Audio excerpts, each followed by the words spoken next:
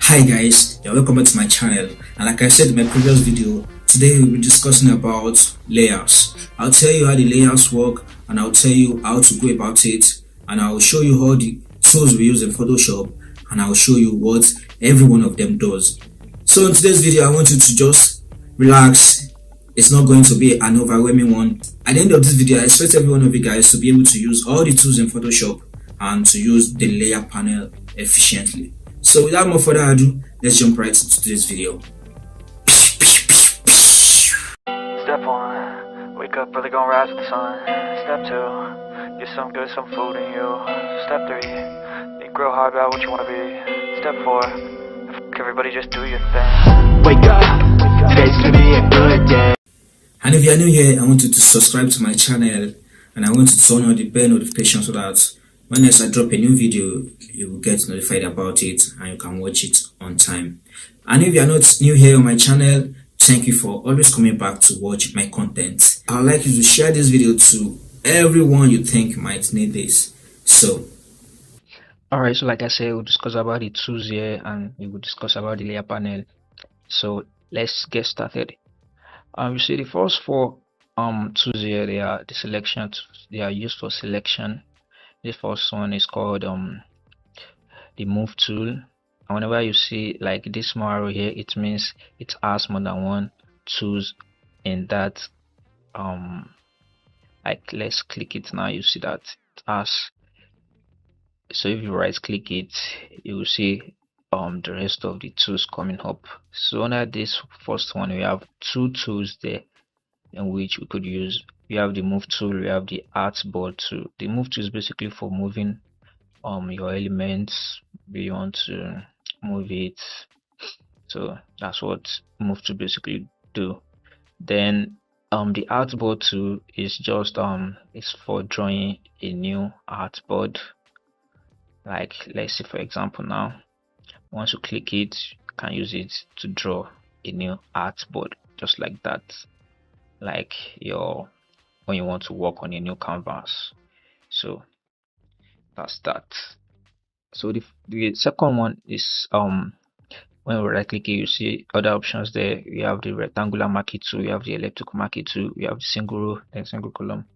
This first one is rectangular marquee tool, and this one is when you have something that you want to select, and maybe you want to maybe the shape is maybe it's rectangular or it is square in shape. You can actually use this particular tool to select it. Like it does its own selection in rectangular form or square form. So if you want to get a perfect square, you can just hold down the shift key and it will give you a perfect square selection. So moving on, the elliptical works in almost the same way as the rectangular marquee tool, but just in spherical shape. Once again, you want to have a perfect circle, you can just hold down the shift key on your keyboard to get a perfect circle. Then to deselect it, okay, the area inside the dotted lines is the selected area. Then we have the outside area, which are not the selected area. So if you want to deselect, you can always use your Control D to deselect, or you can always come up here under select, then you will see deselect here. So once you deselect, it will disappear. Then this other one, single row marquee tool, when you want to select a row, then the next one, single row single column marquee tool. So just like that. Then the third one, we have lasso tool, we have polygonal lasso tool, then we have magnetic tool. So the first one is just lasso tool is just you have like a freehand selection, like you draw the selection with your hand. Maybe you have one regular object or one regular shape you want to select, you can just use your lasso tool to I'm holding down my left click button on the mouse, so you can just use that to select whatever you want to select. Then the next one, we have the polygonal lasso tool. So this one is almost like the lasso tool, but this one works with angles, with edges. So you can use your edges to select whichever shape or object you want to select. You can actually play with it and check it out yourself. Then magnetic selection to this one, you also have to move your mouse around without clicking, without holding down any button on your mouse. Just move it around the area you want to select, and it will automatically be selecting whichever way or whichever part you are moving your mouse. So that's about that. And if you want to close up a selection, yes, if you want to close up a selection, all you have to do is just double click your mouse, then it will close up the selection for you. So Control D to deselect, do not forget. Then next one, we have object selection tool, we have a quick selection tool, then we have the magic wand tool. Okay, so let me quickly explain this. Let me bring in a picture for me to explain how these three works. So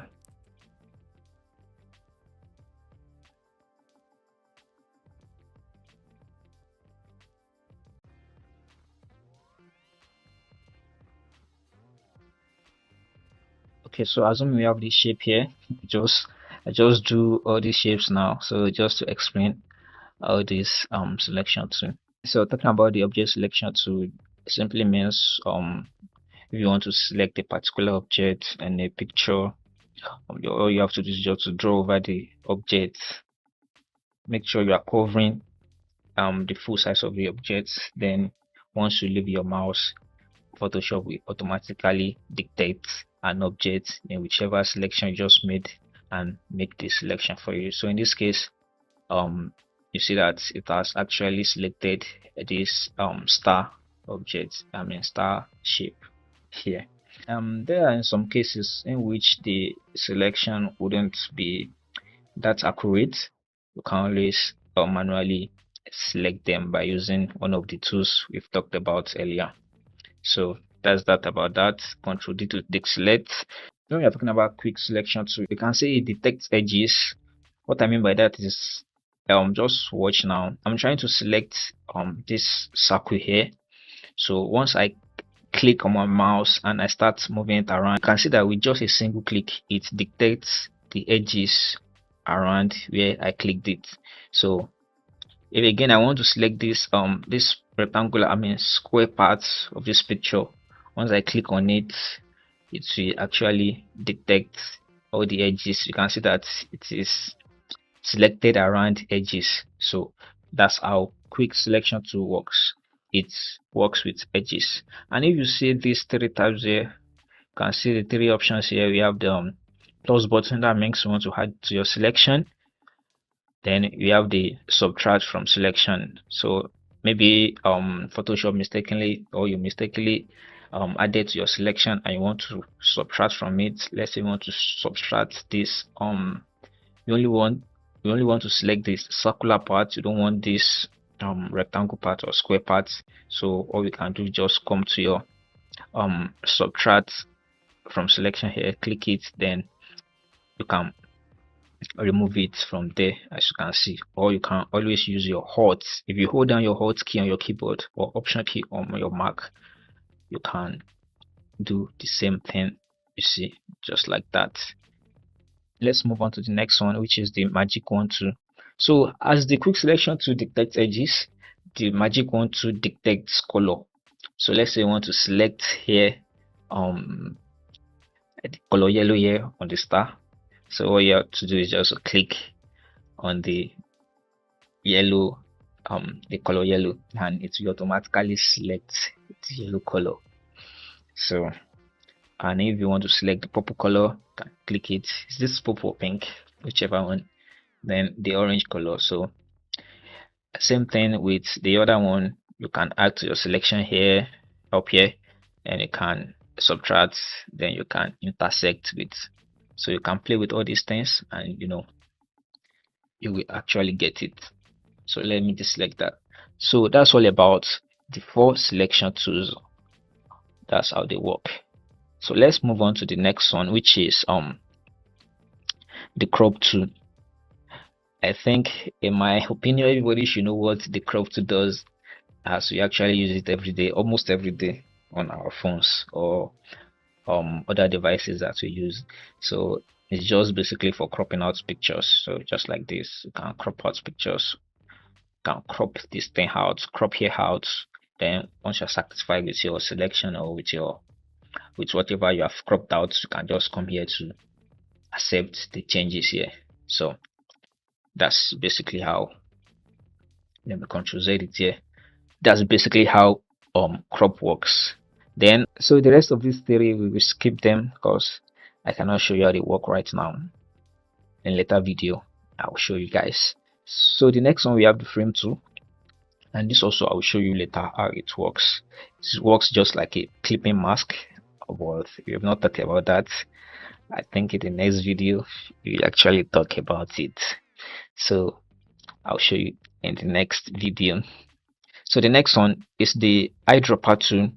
So eyedropper tool is basically for sampling of colors. You want to sample your color, maybe this particular yellow, this particular orange. You want to know the color code, or you want to apply this color to another object. Let's just say you want to know the color code, so you can just come here on that particular color you want to sample, click on the color. Then once you click on the color, you will have it here on the foreground color here. So once you click the foreground color, you can always know your color code here. And then again, every single color on this head, has a color code. I think they call it X code, HEX code. So every color, if there is one slight change in the color like this, it will give you another code entirely. So if you want to get color code of a particular color, you can use your eyedropper to do that. Then the rest of these tools, you can always check them out. I really don't use them. So then the next one, this particular tool I use mostly for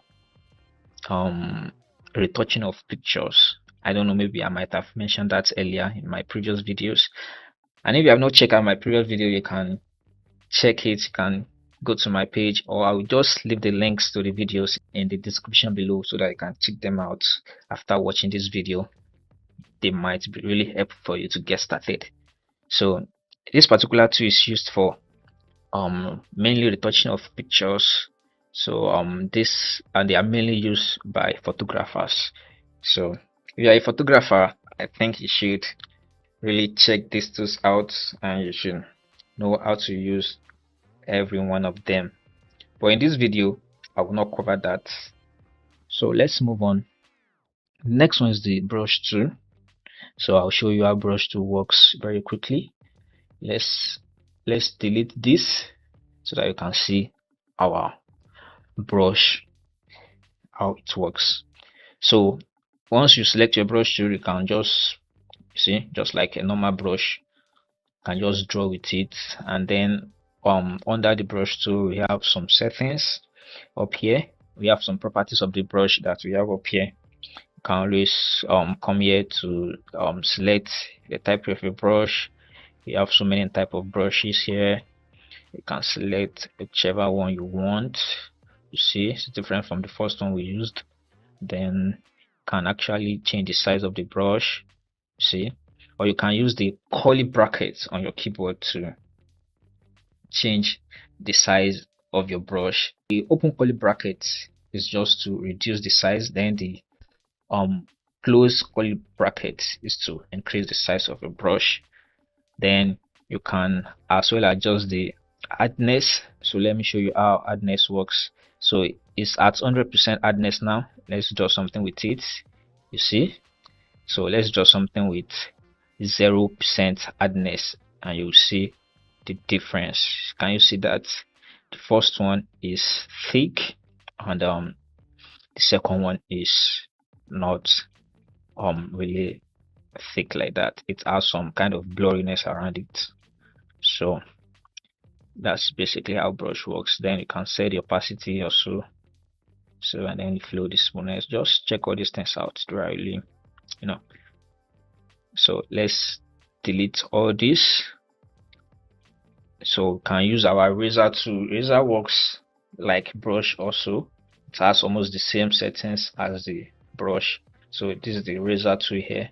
You can always come there to delete whatever you have on your canvas.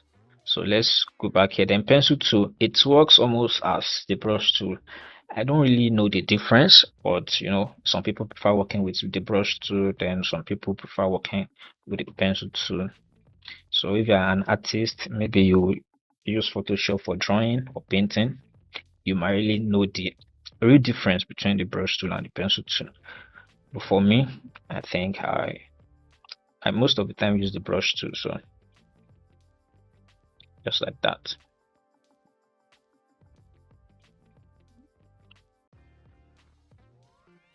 So the rest of these two, you can always check it out yourself. I don't really use them. Then let's move on to the next one, which is the clone stamp tool, which I will show you not today, but another time in another video. So clones, well, basically it's just used for, you know, when you're talking about clone, just to copy something, that is the same thing from one point to another. So that's basically it. You can try it out. You can try it out. But I will surely do a video which will cover the clone stamp tool very soon. So let's move on to the next one, which is the history brush, which I've never used in my life and which I do not know how to explain to you guys. You can check it out and play with it yourself. Then I've showed you how the eraser tool works, then background eraser tool, the magic eraser tool, yeah, all erasers, can check them out. Then the gradient tool, paint bucket tool, the 3D material tool drop. All this I'll show you in my next video. The next one is the blur, then sharpen, then the smudge tool. Also, if you are doing retouching, if you want to retouch a particular picture, these are your tools. So blur tool is basically if you want to blur out a particular area of your picture or your object. And sharpen tool, you want to sharpen them. So blur and sharpen, they are like words and opposite. Then the smudge tool will just like add like kind of like a freshness to your face. If you are talking about retouching. So then you have the dodge tool, bond tool, sponge tool, which again I've never used and I really don't know what they do. Can check them out. And I'm beginning to think that there are a lot of things I don't know how to use on this Photoshop. You know, like I said, like I always say, you cannot know everything except the tools you work with every day. Let's just move on. Then we have the pen tool. So on that pen tool, you have the freeform, curvature, add, delete, convert point tool. So talking about pen tool, just for selection, if you want to use it for selection, once you have selected everything, you can close it out. Then you right click, then you go to make selection, then okay, you can actually make it you can actually use it to make a selection just like that, or you can actually draw with it. Once you are done with that, then you come to your stroke part with your brush, then you click OK. Whichever setting that was on your brush will be applied to it and it will form the particular shape you have drew. And then you can also make it to fill parts, so it will actually fill it up. So there are a lot of things you can do or you could do with the pen tool. As you can see, you cannot mention them all. As time goes on, you might actually come across them on my channel. So the more reason for you to subscribe if you haven't subscribed yet, so that you won't miss any of this video. Then we move on to the next one, which is the text tool. The text tool is pretty straightforward. So that's where you enter your text, you know. So that's that. Then we have the vertical type tool, in which you can type vertically, just like just like that. So that's that. Then there are two ways in which you can enter your text. You have the this is the free freeform text. Then we have the second way, which is the box text. You can actually click and hold down your mouse button and drag until you form a particular region or a constraint for your text.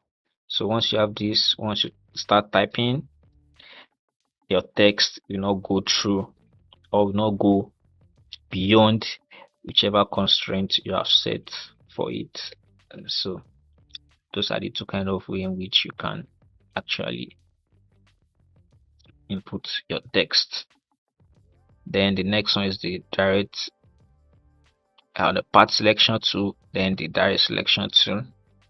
Once again, I don't usually use these options, these tools. So then let's come to our rectangle tool.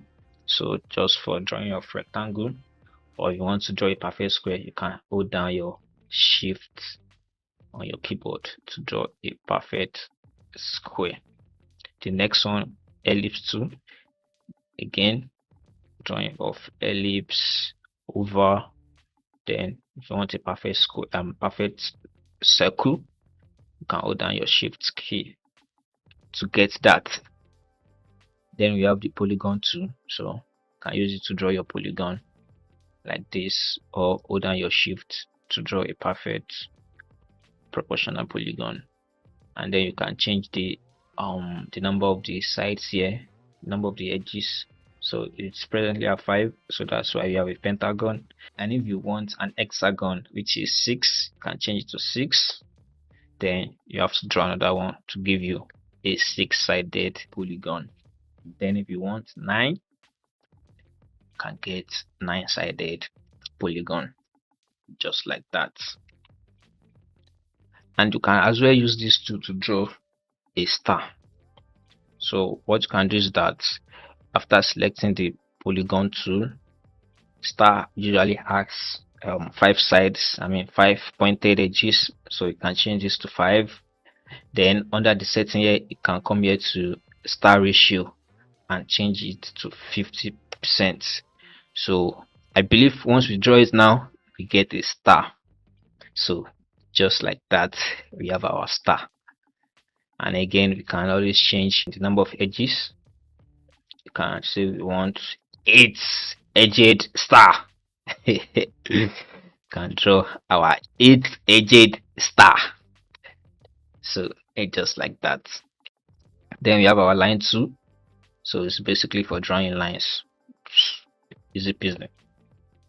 So then the last one here, we have the custom shape tool, which could be used to draw any kind of shape. Whichever shape that is selected here is the shape it will draw for you. So let's say we are selecting a pot here. So once you draw it, it will automatically draw you a pot. So let's select a kettle. Once you draw, it will surely give you a kettle. So just like that. If you are using a new Photoshop, you won't get all these shapes here. You can see that I have very much numbers of them here. But if you are using a new Photoshop, I bet it with you that you would only find like a few shapes in which you can use. But don't have to worry, I have actually compiled resources for you in which you can get all these shapes. I will actually drop the link below in my description, so you can click and can get the shapes for just a token.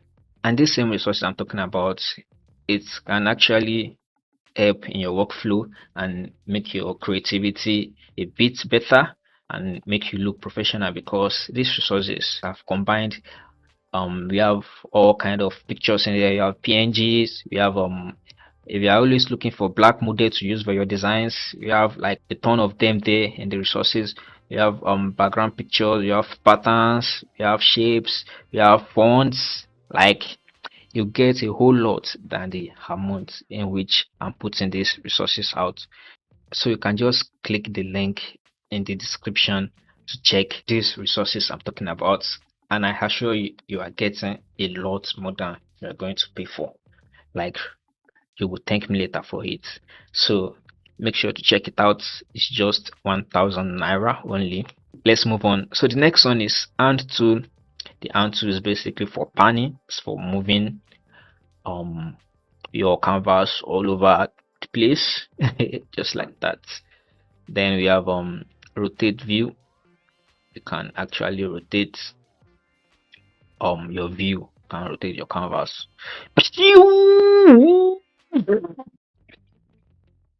So then the next one we have our zoom tool. So this one is just for zooming.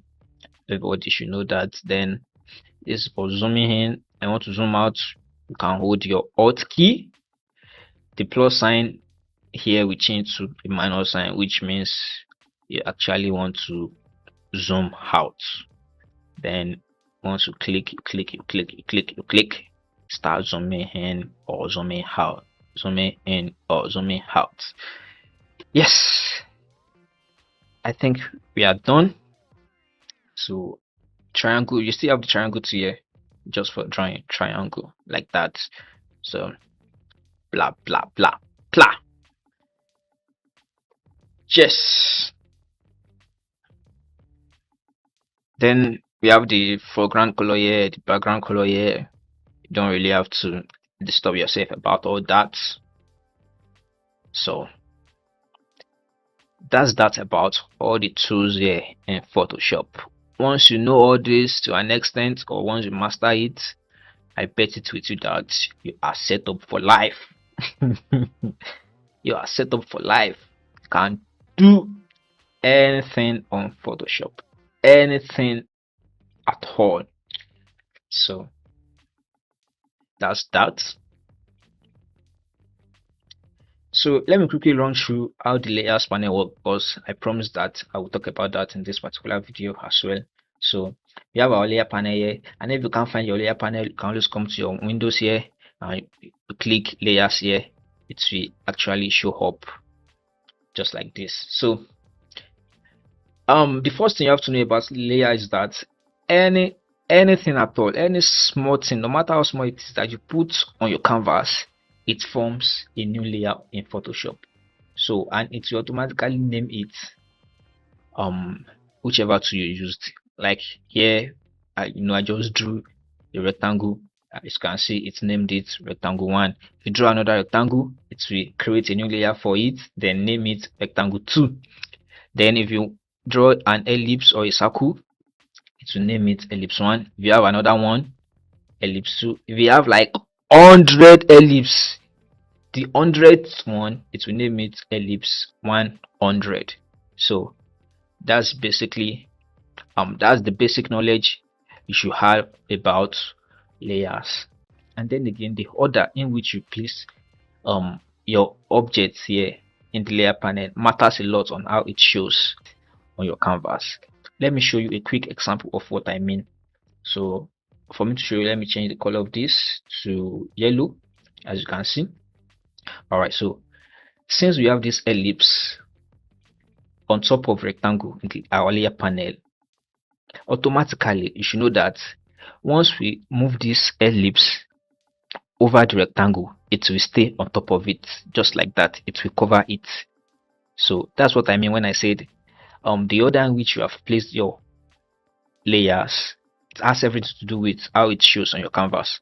So let's say we move our layer here, our ellipse layer here, down under the rectangle layer. So once you move it now, it will go under the rectangle layer we have on our canvas. So they are like, they worked hand in hand together with the layer. So that's about that. So under the layer panel, once you click a particular layer, you still have a whole lot of options here in which you can check out. Yeah, you can check out. Yeah, most of the things we have talked about, but you can just check them out.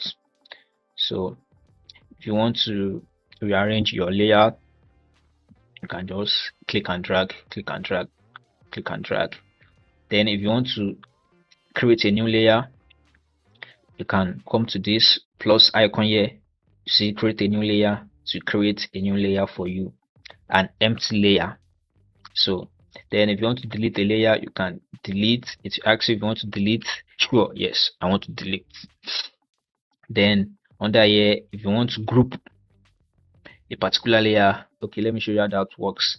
So let's say we have this ellipse and rectangle here on our canvas, and I want to, like, okay, this is the shape I'm looking for. Like, I already got the shape I'm looking for, something like this. The rectangle on top of the ellipse, and this is the shape I'm looking for. I don't want to tamper with it. I don't want to move the rectangle out of place. I want to make it like this till I finish my project. So what you can do now is just to group them together, so that whenever I want to move them, I can move them together just like this. So what you can do is just to group them, and before you can do that, you have to select all the layers you want to group together. And for you to do that, you can just come to the layer panel like this, then click the first one and hold your control on the keyboard, then click the second one. If you have like 40, just make sure you are holding your control, then you click them one after the other. It will select them. So that's how you can select multiple layers. So just make sure you hold down your control button and you start clicking them one by one. So after clicking everything, after selecting the layers, you can come to the folder icon here. Then as you can see, it says create a new group. So once you click it, it will create a new group for you and name it group 1. So let's undo that. I want to show you another thing entirely. If you want to duplicate layer, you have the duplicate, we have a create new layer here, but it can still work as duplicate layer. All you have to do is just click and drag the layer you want to duplicate, then move it on top of here, and you drop it on that plus icon. As you can see, it will duplicate them for you. So it's named this one ellipse 1 copy, then ellipse 2 copy. Once again, if you want to duplicate, you can click and drag and just drop it on the plus icon. It will duplicate them for you. Or you can use the shortcut key, which is the Ctrl J. So once you click Ctrl J, it will duplicate whichever layer you have selected. So, and again, if you want to delete, you can just click here to delete, like I said earlier. And if you want to delete multiple layers, let's say you want to select multiple layers here, you want to delete everything, instead of you using the control like I said earlier, you can just select the first one, then hold your shift key. Remember, it was control key before. You want to selecting one by one after the other, but now you want to select from the ellipse 1 copy 3 here to ellipse 1 here. Now we don't have time to be selecting all of them one by one. What you can do is just select the first one, which is up here, then hold your shift key and select the last one. Then it will fill up the rest which are in between and select them all. Then you can click and drag them to the delete button and it will automatically delete them for you. So, and again, if you want to group, the shortcut key for group is Ctrl G and it will group them automatically for you. So once you group them, you can click this drop down here and you get all your shapes or your elements in which you are grouped together. And this high icon here is for visibility. Maybe you are working, maybe your canvas is filled up with a whole lot of things and you just can't see which is which. You can always come here to toggle off and toggle on your elements just to work easier on your canvas. So you can turn it off, then once you need it again, turn it back on, just like that. So under the layer panel here, we have the, okay, let's delete this. Let's delete this. And again, if you want to ungroup a particular group, all you can do is right click, then come to ungroup layers here, and you can ungroup, then it will remove the grouping. So under layer panel, we have the opacity. Once you reduce the opacity, if you notice on the canvas, you can see that the opacity is changing according to how I'm moving the percentage. So if you have 100, you have your full opacity. Then if you have 0, we have your zero opacity, just like that. Then we have your fill, which is more or less like opacity, but then it's really not. But I won't explain that today. That will be in another video.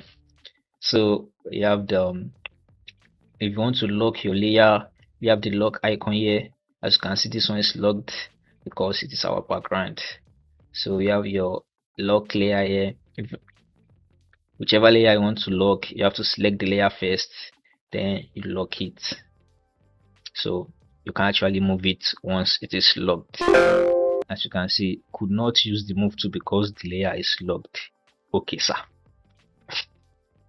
So if you want to unlock, just come to the padlock icon here and click it, and it will unlock. Now you can move it. So we can as well unlock our background here. So once you click it, it will unlock. So I think that's all about the layer panel. You can always check these options out, like I said earlier. You can check them out one after the other. So okay, I think we still have this. So these are all new things entirely, which I won't cover in this video. And then we have our mask here, our layer mask here, which I also won't cover in this video. And we have our blending options here as well. So you can check these things out, and then very quickly, if you want to change the color on your shape, you can come here, then you see the fill color here, you can change it to yellow, red, blue, black, blah blah blah. Or you can come to the color picker here and select whichever color you want. So the stroke here, the stroke is just the outline. I think I have already said that in one of my videos. So the stroke here, you can adjust the size of the stroke here, just like that. So if you're talking about fill now, okay, fill then stroke. Remember I was talking about opacity and fill the other time. So the real difference between fill and opacity is that once you have a stroke and a fill, as we have in this as we have on this particular circle, so we have a fill, then we have a stroke. So let's see what the opacity does to this shape now. Once we reduce the opacity, you can see that it reduces everything. The layer, the fill and the stroke, it reduces it. But let's see what the fill tool will do. So you can see it's only affecting the fill color. It's not affecting the stroke color at all. So that's the difference between opacity and fill. I thought I was going to tell you in another video, but well, there you have it. So I think that will be all for this tutorial. So please, if you're not subscribed yet, I want you to subscribe. I want you to turn on the notification icon so that when I drop a new video, you'll get notified about it and you can watch it ASAP. Okay, is it ASAP? ASAP. You can watch it ASAP. Alright, so let's jump back to my face. And yeah, I know most of you guys might be wondering, why is my voice different from when I'm talking to you right now and from when I was doing a screen recording? Well, I think that's a story for another day. Thank you for watching this video till the end, and I want to thank you guys. If you are not subscribed yet, I want you to subscribe and I want you to turn on the notification icon so that you can get notified when I drop a new video. So guys, thank you, and like I always say, never stop creating. I'll see you guys in my next video. Check the mic and make sure it sound right, boys.